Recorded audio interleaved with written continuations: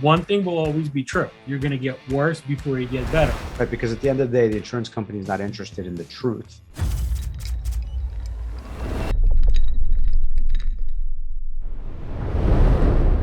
Guys, welcome to another episode of Bourbon and Briefs.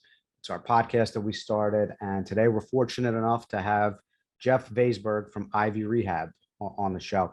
Jeff, we've been working with Jeff for a few years now.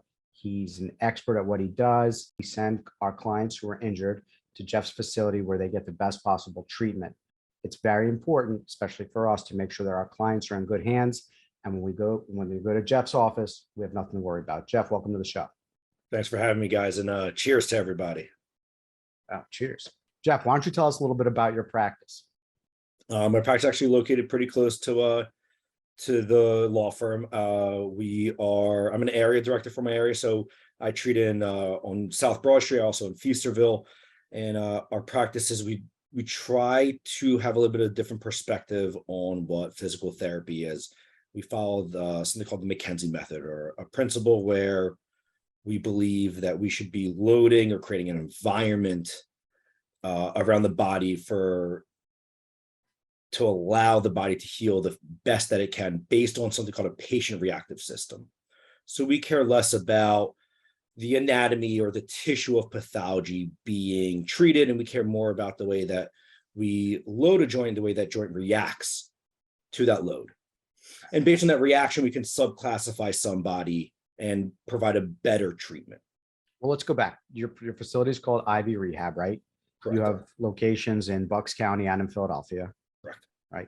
And so Ivy's a large network throughout the country, and I'm primarily located in the Philadelphia and Bucks County area. Okay. And what type of injuries do you guys help people out with? Who's your typical patient?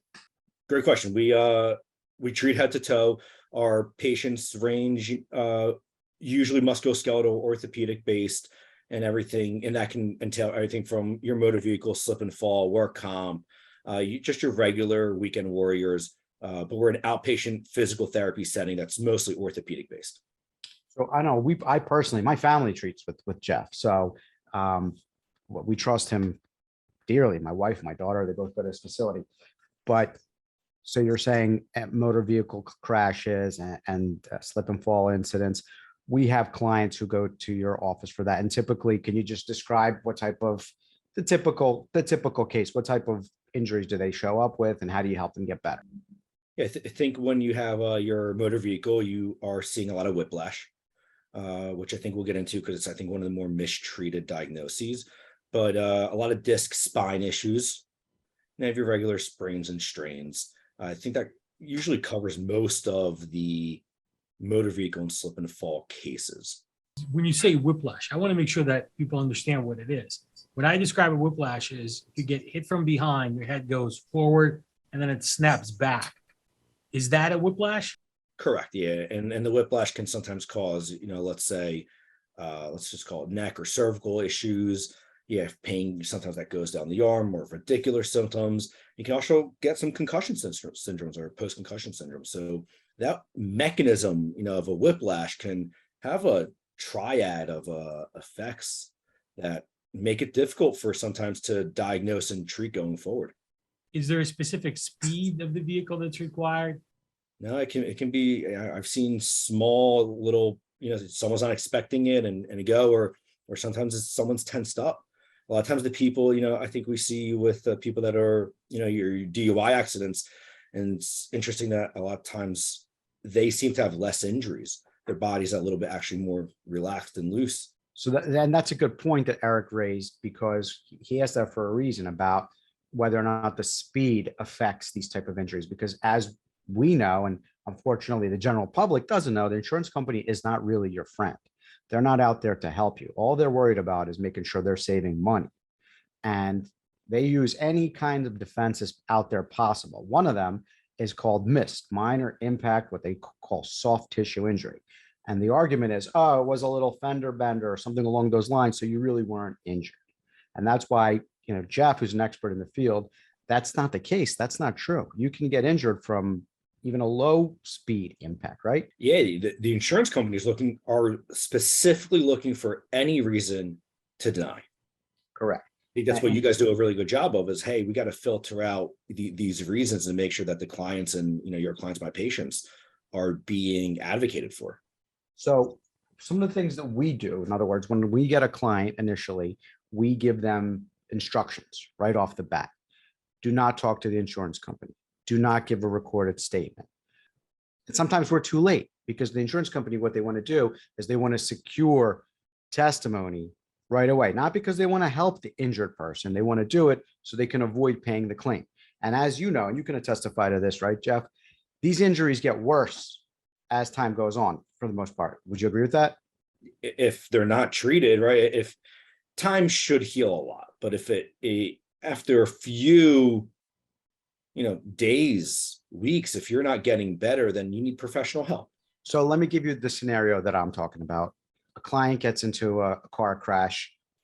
They feel, a little bit of pain the first day, and then day 2, day 3, day 4, it progresses. It's kind of like if you all of a sudden go to the gym and you do a heavy workout, you're not going to feel that pain until 2-3 days later, right? That's the usual scenario. Right, exactly. And that's what the insurance company is going to try and do. They're going to get a recorded statement and they say, how are you feeling? I feel okay, not too bad. And then day 3, day 4, where they feel like they got run over by a truck. Well, you told us you feel fine, right? And that's how that's why it's important to educate, clients and patients and to make sure they're in the right hands because they got to be protected from insurance companies. Unfortunately, that's the truth. Jeff, one of the things that I almost always tell clients after the car accident is I say, look, one thing will always be true. You're going to get worse before you get better. And usually it takes about 24 hours or overnight for you to realize the extent of damage that was done to your body. You're not going to immediately after the accident, the adrenaline rush is just so high. You're not feeling things. Is that generally accurate that it takes time for for you to feel what your body can no longer accomplish? Absolutely. And our body is very adaptive, and that can be good or bad. Are you finding an expert clinician to connect those dots for you?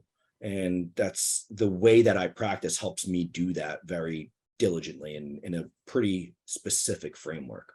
One of the other things that we do is we tell our clients to stay compliant with their treatment. But we don't have the direct communication with the client as often as you do in the initial stages because they're coming to see you 2 to 3 times a week. Do you help out with that as well? If you're not there, you can't get better.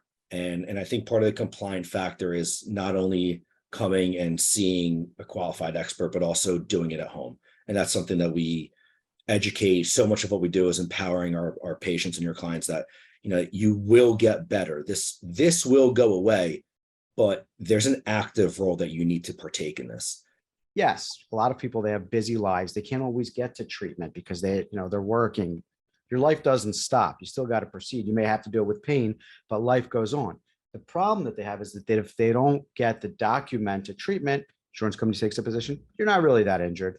It's like a thing you can't win. If a patient is treating immediately after the accident, you ran to a doctor because you're trying to build a case. If the patient waits a couple of days or maybe a week before they seek treatment, there's a gap in treatment. So obviously you were not injured. And it's one of those games that insurance companies play all the time. Sure, because when they come, on these daily visits or, every other day, whatever their schedule may be, depending on their injury, you're asking them pain levels and you're asking them progress in order to advise how to move forward, right? And how to get better.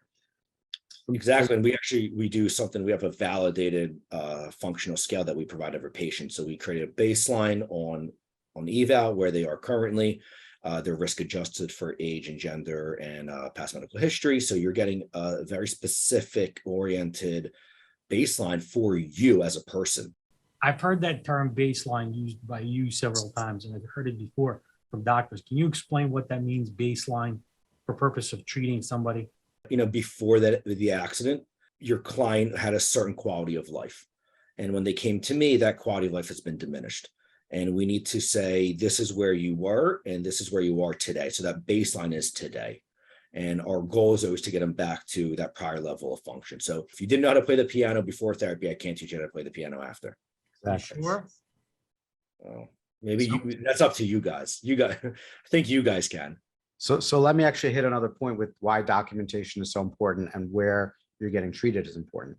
typically these cases, they only get to court, or you're only going to get to a deposition farther down the road, maybe a year, 2 years, depending on when you get back to baseline, depending on how the insurance companies act when you're trying to settle the case without having to file a lawsuit. But when you file a lawsuit and you go into a deposition, they're asking our clients and your patients about something that happened 2 years ago, how they felt 2 years ago, year and a half ago, which it's only natural not to remember that your pain level was a 7 out of 10 2 years ago, right? That's why when you have these documentation, we can refresh our clients and your patients' memory prior to the deposition so they know where they were standing. Because what will happen is, okay, 2 years ago, I had a 7 out of 10, but in your deposition, you're going to tell the lawyer taking the deposition, I had a 9 out of 10. Are you lying? No, you just don't remember. But how are they going to portray you as somebody who's being dishonest? And why? Because they don't want to spend money. You know, we have to be part of the solution and figuring out ways to help that client. And the investment that person's making in themselves isn't a lot. You know, if you think about you're coming 2 to 3 times a week, let's say max of 3 times a week for an hour, you know, for 6 weeks, it's not that long. That's what, 18 hours a week, 18 hours total. That's less than half a week of work. I mean, listen, like I said, number one, no matter what, health is the priority. You know, Yep. Quality of care. I don't care. You can have the best documentation in the world, but if I didn't think you were going to provide quality of care to my clients, I wouldn't recommend people go there. And I always think it's interesting that, and I would like your opinion on this, guys, is I have patients that once they're better, they're nervous to leave. You know, they think that seeing me for longer is better. You know, they think that it helps them build that case because they're there for a long time versus, you know, maybe a small amount of time. But what's your take on that? I think it works both ways. So if you have a patient who is who reached a certain baseline and they're no longer progressing, they're not getting better, but they're continuing to treat, what may happen is the insurance company is going to take the approach of saying, oh, this person just is there just to treat. They're not getting better. There's nothing that's helping them, and they're just there to treat. That's not that there's something there is not right. At the same time, if the patient truly feels that they're getting, the treatment makes them feel better, even though there are no objective ways to measure that getting better part.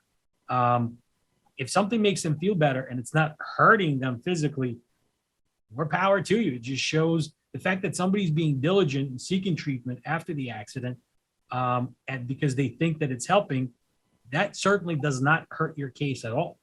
Which goes back to that documentation piece. And yeah, the documentation piece, I've seen situations where insurance defense, either adjusters or insurance defense attorneys, they know the doctors that they can poke holes in their documentation. That's a good point that Eric raised, and it's actually funny. I was at a CLE, which is continuing legal education for a lot of attorneys who handle the plaintiff side, who represent injured clients against insurance companies. One of the speakers who came there was a very well-known defense attorney in the Philadelphia area. And he came to give the defense point of view as to what's wrong with our cases. And the first thing he says, your doctors. That's it. So what do you guys see some of those common mistakes? So I think the more I think about it, yeah, I think the most common mistake, description of the accident, the name of the patient, and the gender. Yeah. So let's take a step back and explain why poking holes in something, like you're sitting here and thinking, okay, big deal. They made a mistake. They made a typo. Why does that make them a bad doctor? That's not the point. What they're trying to say is we need to believe this doctor's opinion that our client's injuries were caused by this crash, right? So if they're making these types of typos and mistakes, then their final opinion could be worthless as well. That's the picture that they're trying to paint. And that's why it goes back to very important. You need somebody who takes the time. They're not just doing cut and paste, fill in the blanks. They're actually taking the time, getting to know the patient and providing us with proper error-free documentation, because at the end of the day, it makes a big difference for all of us. Jeff, from your experience, when you get patients, do they ask you your credentials? What do they look into before, using you as a physician? Most people find me based on word of mouth referral or referral from another healthcare provider. So a lot of times they do know what my specialty is, and everything that we do is evidence based, and there's a science behind it. It's not based on my opinion. We like to treat everyone with the best available evidence that we can. If we do get to a jury trial, we could say, this isn't my opinion anymore. Here's the evidence as to why we do it this way.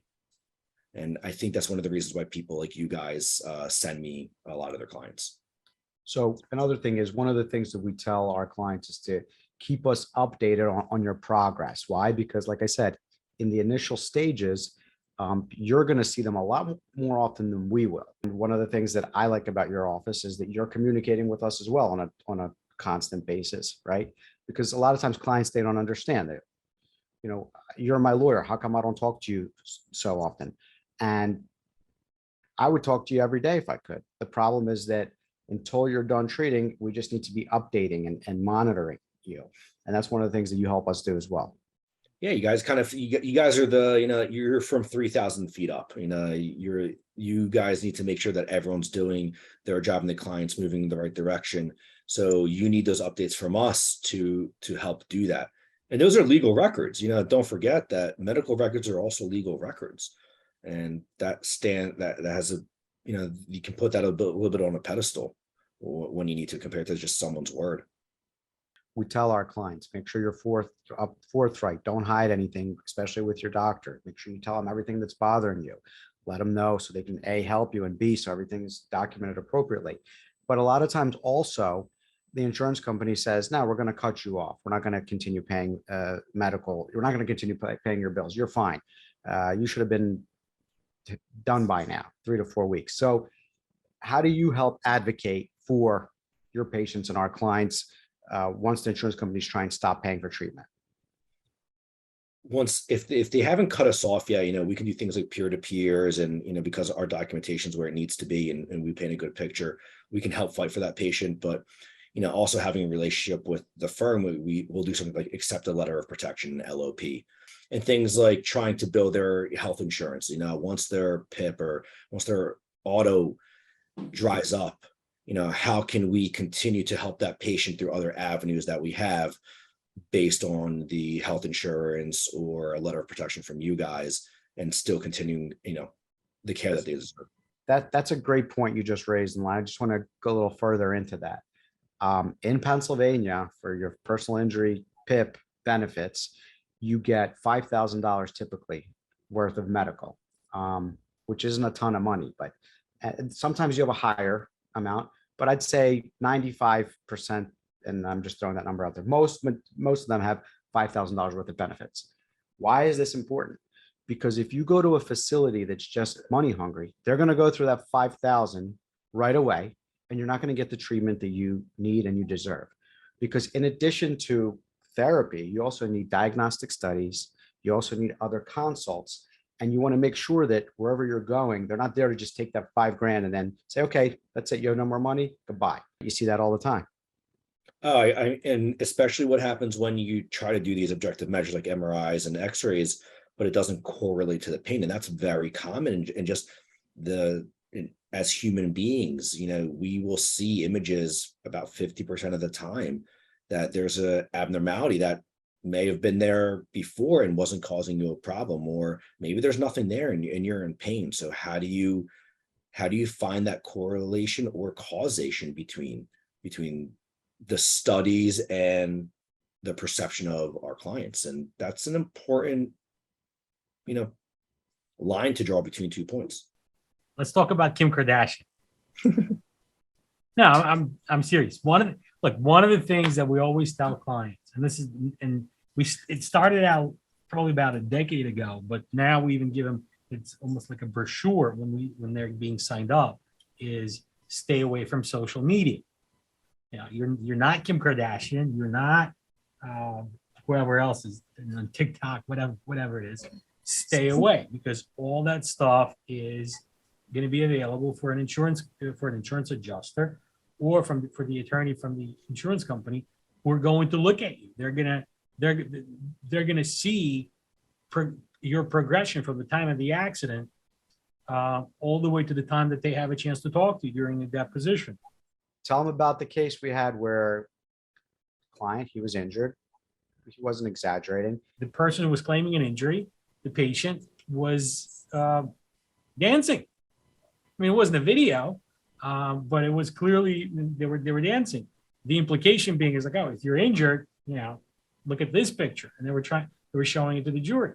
The response was, yeah, I was dancing. That was about after I had a number of shots, so I was drunk, wasn't feeling anything, and it was my wife's birthday. Right, because at the end of the day, the insurance company is not interested in the truth. They're interested in portraying you as somebody who's not injured. You meaning the patient or our client. And that's why we have to give you this insight early on to make sure that they can't do that. I think we all agree there. Oh, yeah. Except if you're listening to the podcast via social media.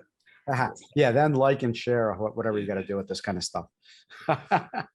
Anyway, Jeff, we appreciate the information.